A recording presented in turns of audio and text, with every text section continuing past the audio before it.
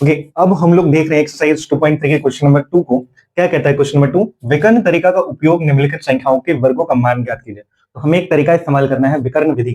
ठीक है, विकर्ण तरीका इस्तेमाल करना है और उस तरीके का इस्तेमाल करके हमें इन तीनों संख्याओं का वर्ग जो है वो निकालना है। तो चलिए करते हैं। विकर्ण तरीका करने के लिए, उस विधि को करने के लिए हमें चाहिए एक बॉक्स। ठीक है, कुछ इस तरीके का।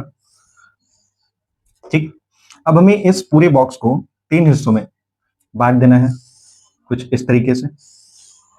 ठीक है, अब हमें क्या करना है, इस 2, 3 और 4 को एक एक बॉक्स के सामने इधर साइड, मतलब कि इस साइड में, और दूसरी बार में इधर साइड में भी लिख देना है।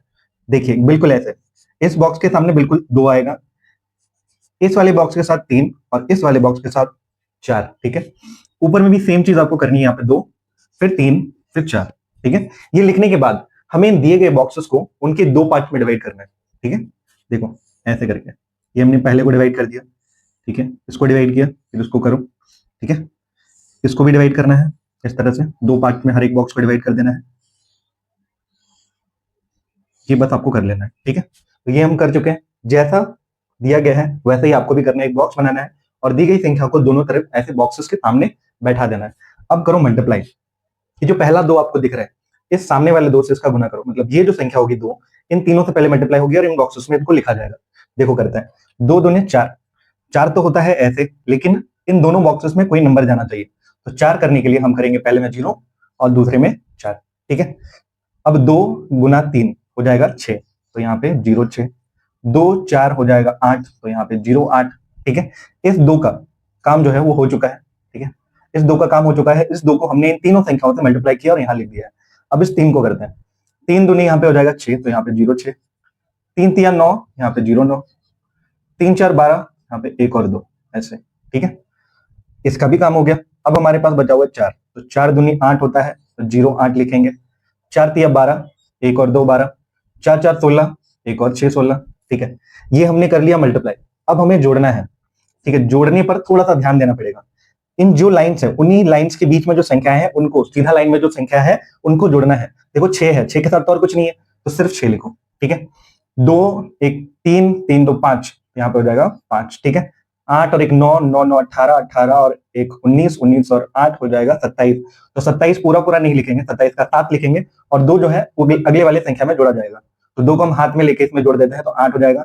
8 और 6 14, 14 का 4, यहाँ पे ये ऊपर चला जाएगा, 1 इसके साथ जुड़ जाएगा 5 के साथ, तो यहीं पे 5 ही है सिर्फ, और कोई संख्या तो दिख नहीं रही है, और यहाँ पे 0 है, जो हम नहीं लिखेंगे तब भी चल जाएगा। ठीक है, तो हमारा जो आंसर है वो है 54756। ठीक है, ये है विकर्ण विधि का पहला क्वेश्चन जो हम ऑलरेडी सॉल्व कर चुके हैं। अब इस क्वेश्चन को करते हैं। ठीक है, ध्यान से इसको मिटा लेते हैं, फिर क्वेश्चन नंबर 2 को करते हैं।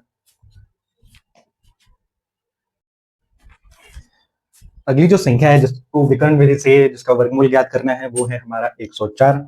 सेम जिस तरीके से हमने क्वेश्चन नंबर 1 को किया है उसी तरह से इसको भी करेंगे। सबसे पहले हमें चाहिए बॉक्सेस बना लो। ठीक है, 3 हिस्सों में बांटो, इस साइड से बांट चुके हैं। अब सेम 3 हिस्सों में बांटना है, इधर से भी, पहला दूसरा। बॉक्सेस बन चुके हैं। ठीक है, अब बॉक्सेस के सामने इस 104 को लिखो। हर एक बॉक्स के सामने एक नंबर आएगा। तो पहली जो संख्या है वो 1 है, दूसरी जो संख्या है 0 है, और तीसरी जो संख्या है वो है 4। उसी तरह से ऊपर है 1, फिर 0, फिर है 4। अब हमें क्या करना है, इन दिए गए बॉक्सेस को 2 भाग में बांटना है। तो देखो पहला बॉक्स कुछ इस तरीके से बढ़ जाएगा, दूसरा भी इस तरीके से बढ़ेगा, और ये वाला भी इस तरह से बढ़ जाएगा। इस तरह से आपको दूसरा काम जो करना है, बॉक्सेस को 2 हिस्सों में बांट देना है। ठीक है, नंबर लिखने के बाद बॉक्सेस को 2 हिस्सों में बांट देना है। बांट चुके हैं। अब पहली जो संख्या है वो इन तीनों संख्याओं से गुना होगा और इनको यहाँ पर लिख देना है। तो 1 का गुना 1 से करेंगे तो क्या हो जाएगा, 1, जो कि होगा 0 1। ठीक है, 1 का गुना 0 से करेंगे तो 0 ही होगा, तो दोनों ही जगह 0 लिख दो। ठीक है, क्योंकि बॉक्सेस से ब्लैंक छोड़ना अच्छा नहीं दिखेगा। 1 4 4 होता है, तो 4 को कुछ इस तरीके से लिखोगे 0 4 की तरफ। अब 0 का गुना तीनों से करोगे तो 0 ही आएगा, तो दोनों बॉक्सेस में 0 लिखो। देखो 0 1 से गुना होगा तब भी 0 आएगा, 0 0 से गुना होगा तब भी 0 आएगा, 0 4 से गुना होगा तो भी 0 ही आएगा। और उसी तरीके से 4 जो है इन तीनों से मल्टीप्लाई होगा, तो 4 1 4 होता है, तो 0 4 लिखो।